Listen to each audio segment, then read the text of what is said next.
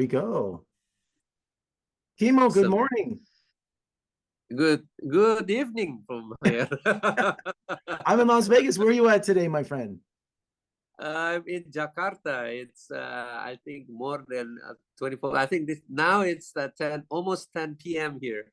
Wow, that's exciting. Technology is amazing. Well, thank you for joining me today to talk about Dancing Village, The Curse Begins. Congratulations on a real disturbing and original horror film. So congratulations. Thank you. Thank Well, you for having me, man. oh, absolutely. Our story follows Mila, who returns to a mystic bracelet to a dancing village. What kind of place is the Village of Dancers? Well, it's sort of it's a normal, well, not a normal, but it's sort of an old village in Indonesia, and in the story, the village pretty much far away from any civilization. It's sort of in the very east of Java, in the center of woods, and nobody goes there practically. And the setup is in the 1980s, so again that makes the village more creepier than ever. And this village, no, but not many people knows about it, but maybe some of the locals know this mysterious village in the middle of nowhere. And this character Mila, the city girl, have to return something from what she found in her house. So yeah, the village itself, it's the real village. The author told me it's actually there, and only the author, I think, went there and actually knows that particular mystical village. And yeah, it sort of have a lot of stories in it. And if you watch the first one, the village is already a little bit developed in terms of that, but this, because this set up in 1980s, so the village is still pure in a way. Yeah. And Mila's soul is cursed and she's forced to dance forever. That's her punishment? At the end of the day, yes and no. That's sort of a spoiler. Okay, no spoilers. We won't give any spoilers. But there is a lot of dancing in this movie. So tell me about the choreography. Did you have someone specific in mind, or tell me about how all the dancing came about for the film? Well, the dancing came about because of the first. I mean, the whole story. It's involved that particular dance. The dance is actually a very cultural dance from East Java, and it's an authentic traditional dancing. And the story, revive around that particular dance move, and it has to be infused in this story. So this is my first time also working with choreographer to actually give it all that. And I think this you know this is the chance for me to actually show the world, okay, we have this sort of traditional dance that that originated from East Java, and it's sort of mystical in it. And the cool thing about it, if you sort of go into that realm, you will dance this thing forever. And because of something to do with mystical stuff, you can actually dance without knowing that dance. And that's pretty creepy, and I think it's a lot of fun, not making, but try to get the right move from that cultural traditional dance from that area. I think me and the choreographer try to make it authentic as possible. And what you guys saw in the movie is the authentic East Javanese dance. So Well, yeah. this has to be Cool. exciting for you, introducing audiences to Indonesian culture. Yes, of course. And also, this was filmed for IMAX. It's like one of the 5 films shot in the IMAX format. Was there challenges using that format, especially on location?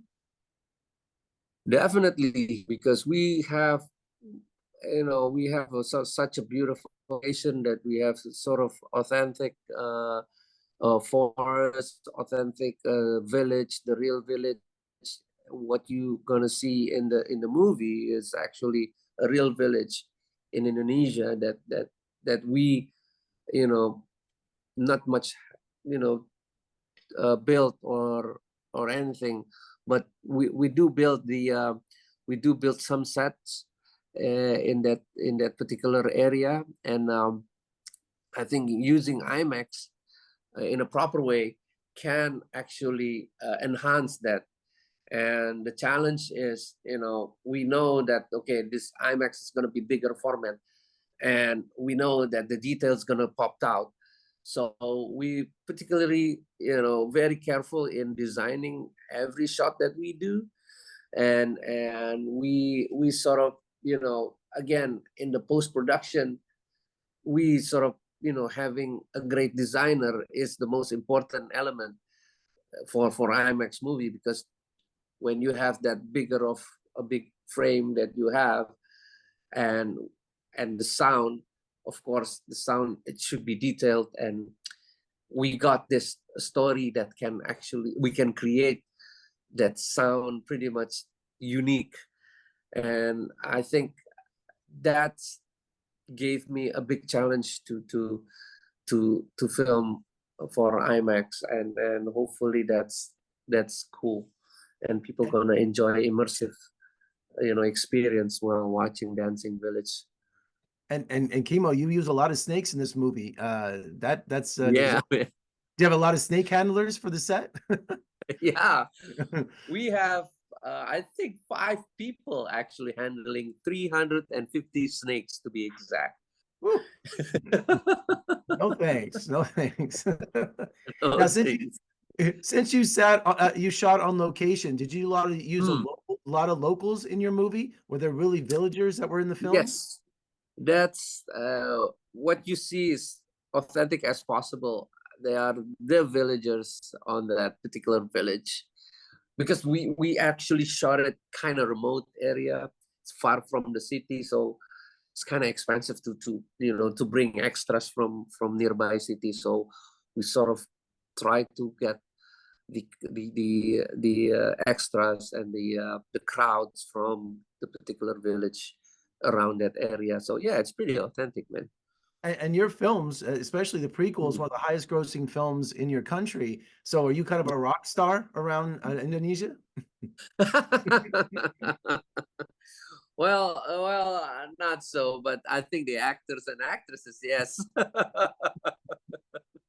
And also, like, for example, behind me, I love the costumes in this. So did you really Yeah. research and do some authentic costumes for the culture?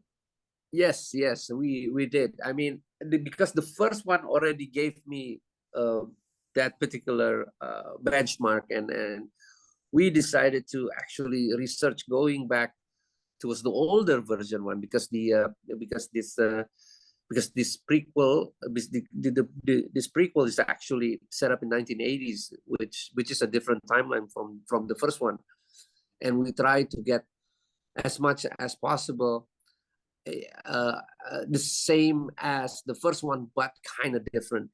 The kind of different one, because we actually researched it. Okay, this particular batik motif is actually the ones in actual location, the real location. So yeah, working with a great costume designer, and we researched that more deeply, and we got it for the Dancing Village, actually. And I understand you recently had a premiere in America. How did that go? Man, it's pretty excited. It's we never thought that this movie will travel that far, and we are very thankful to have that movie here premiere in the US and have a theatrical run in North America. And it's out of our mind, and our with the way the first day we shoot it, we just we just set up in our mind, okay, we have to finish this film because this is important. This is film for IMAX, but we never thought that this movie could travel towards the North America and have it released with Lionsgate. So yeah, I'm pretty excited for it, man. Well, Kimo, congratulations. And it's exciting, it's different, it's educational, it's informative, but most of all, it's horrific. So congratulations Okay, on some awesome, real, yeah, some very disturbing images, which I've never seen before. So it's Oh, very thank you exciting. so So much. I appreciate your time and congratulations and good luck with the film. Thank you, Jess. Thank you for having me.